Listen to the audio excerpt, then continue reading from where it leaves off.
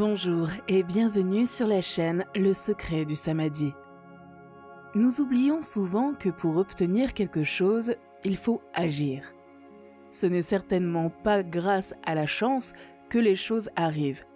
Avec cette histoire motivante, Bouddha t'apprendra à suivre le chemin de la vie de la bonne manière. Commençons par cette histoire. Il y a longtemps, une riche famille de Bénarès, une petite ville du nord de l'Inde, essayait de marier son fils. Il s'agissait d'arranger son mariage avec une jeune, belle et honnête femme d'un village voisin. Elle semblait être la fille parfaite, et ses parents avaient déjà décidé de la date et de l'heure du mariage. Cependant, ils l'avaient fait sans consulter au préalable leur prêtre astrologue. Lorsque ce dernier l'a appris, il décida de se venger. Il revêtit ses plus beaux habits et quelques heures avant la cérémonie se rendit auprès de sa famille et la convoqua. Il accomplit son rituel initial, ouvrit le thème astral et le regarda d'un air grave. D'un air légèrement affligé, il dit « Cette étoile est trop proche de l'horizon. Cette planète est au centre d'une constellation malchanceuse et la Lune, à ce stade, n'est pas propice à un mariage. Si vous décidez de le célébrer aujourd'hui, ce sera un mariage malchanceux à tout égard. » Les personnes présentes, ayant entendu les explications effrayantes du prêtre, décidèrent de ne pas assister au mariage et de rester à Bénarès. Pendant ce temps, la mariée et sa famille les attendaient en vain dans l'autre village. Après une attente interminable, les parents de la jeune fille déclarèrent « Ces villageois qui se croient maîtres du monde ont tous décidé et ne sont pas venus. Ils nous ont ridiculisés devant nos concitoyens.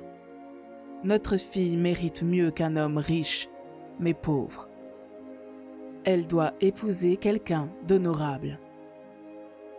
Puisque tout est déjà arrangé, nous choisirons quelqu'un de notre village. Au moins, nous serons sûrs qu'il la rendra heureuse. » En moins d'une heure, la jeune femme était devenue la femme d'un autre homme.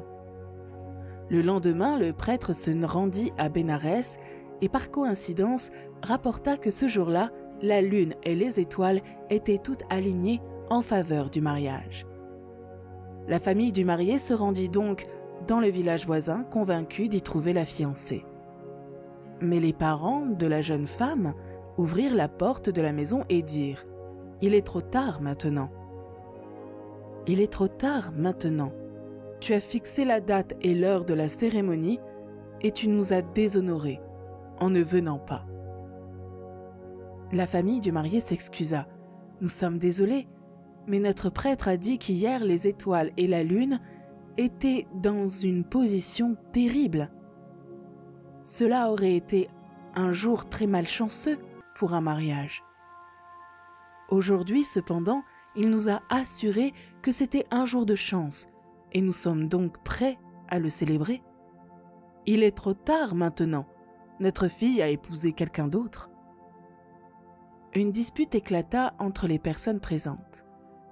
Mais au milieu de la discussion, un homme sage intervint. La famille du marié commença à se justifier en rapportant les propos du prêtre. Le sage dit alors « La fortune était dans la mariée, pas dans les étoiles. Vous avez préféré suivre ces dernières et vous avez ruiné l'avenir de votre fils. Si vous aviez utilisé votre intelligence, il serait déjà marié. La chance n'existe pas et les étoiles ne peuvent pas vous dire ce que vous devez faire. Maintenant, la jeune fille a à ses côtés un homme qui la respecte et non un homme dont la vie est contrôlée par une constellation. » La famille du marié retourna dans sa ville, regrettant d'avoir écouté le prêtre cupide. La leçon d'aujourd'hui vous permettra de prendre les bonnes décisions en fonction de votre façon de voir et de penser.